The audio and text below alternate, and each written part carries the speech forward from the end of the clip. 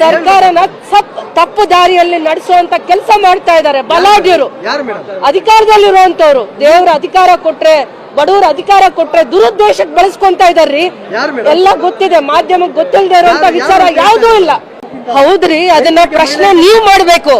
ಸಂಸ್ಥೆ ಪರವಾಗಿ, ಸಂಸ್ಥೆ ಕಟ್ಟಿರೋದ್ರ ಪರವಾಗಿ ಧ್ವನಿ ಎತ್ತಿರೋರು ನಾವು.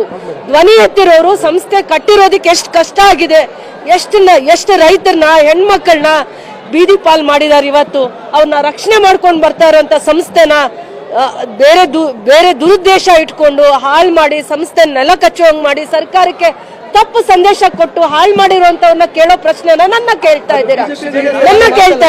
ನನ್ ಕೇಳೋ ಪ್ರಶ್ನೆ ಅಲ್ಲ ಇದು. ನನ್ನ ಕೇಳೋ ಪ್ರಶ್ನೆ ಅಲ್ಲ ಇದು.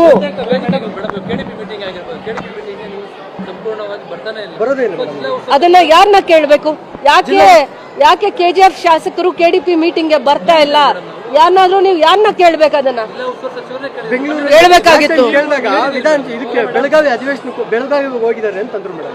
ಲಾಸ್ಟ್ ಟೈಮ್ KDP ಮೀಟಿಂಗ್ ಅಲ್ಲಿ ಕೇಳಿದಾಗ ನೋಡಿ, ಯಾವತ್ತು ನಮ್ಗೆ ರೈತರ ವಿಚಾರದಲ್ಲಿ ಸ್ಪಂದಿಸ್ಲಿಲ್ಲ.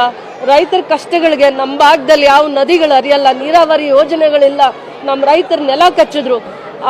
ಬಡ್ಡಿ ಯಾರು ಫೈನಾನ್ಸ್ ಅವ್ರ ಹತ್ರ ಹೋಗಿ ಎಷ್ಟೋ ರೈತರು ಮನೆ, ಮಠ, ಆಸ್ತಿ, ಅವ್ರ ಮನೆ, ಹೆಣ್ಮಕ್ಳ ಮೇಲಿರೋ ಒಡವೆ ಎಲ್ಲ ಕಳ್ಕೊಂಡು ಬೀದಿ ಪಾಲಾದ್ರು. ಕಳೆದ 3 ವರ್ಷದಿಂದ ಅವ್ರು ಪಡ್ತಾ ಇರುವಂತ ನರಕ, ಅವಮಾನ, ಯಾತನೆನ ನೋಡಿ ನಾವು ನೆಲ ಕಚ್ಚಿದೀವಿ.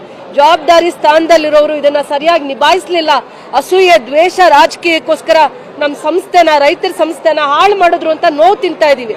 ನನಗೆ ಕೇಳದೆ ಇರುವಂತ ಪ್ರಶ್ನೆನ ಸರ್ಕಾರನ ತಪ್ಪು ದಾರಿಯಲ್ಲಿ ನಡೆಸುವಂತ ಕೆಲಸ ಮಾಡ್ತಾ ಇದ್ದಾರೆ ಬಲಾಢ್ಯರು, ಅಧಿಕಾರದಲ್ಲಿರುವಂತವ್ರು. ದೇವ್ರ ಅಧಿಕಾರ ಕೊಟ್ರೆ, ಬಡವರ ಅಧಿಕಾರ ಕೊಟ್ರೆ ದುರುದ್ದೇಶಕ್ಕೆ ಬಳಸ್ಕೊಂತ ಇದಾರ್ರಿ.